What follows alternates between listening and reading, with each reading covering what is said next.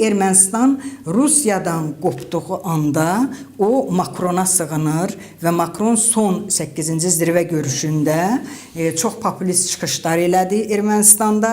Hətta o bir jest də elədi ki, gəlsin Türkiyə sərhəddindən quru sərhəddən keçsin. Amma onu mədəni şəkildə başa saldılar ki, Makron uç buradan.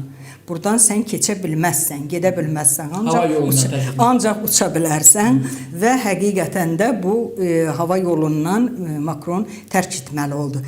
Əslində Makronun iqtisadi əməkdaşlıqdan əlavə hərbi əməkdaşlıq təklif etməsi Ermənistana ikinci nəfəs verir. Bu Ermənistanın bir növ dirçəldir. Bu Ermənistanın hərbi arsenalının güclənəcəyinin proqnozunu verir. Amma bunun özü də absurddur. Ona görə ki, Fransanın özü dünyanın super devlətlərindən biri deyil. Bu bir. Makronun öz ölkəsində reputasiyası sıfıra bərabərdir. 2. Üçüncüsü, Fransa dünya düzənində söz sahibi deyil. Və dördüncüsü, Fransanın Rusiya kimi Ermənistana birbaşa yardım imkanları yoxdur.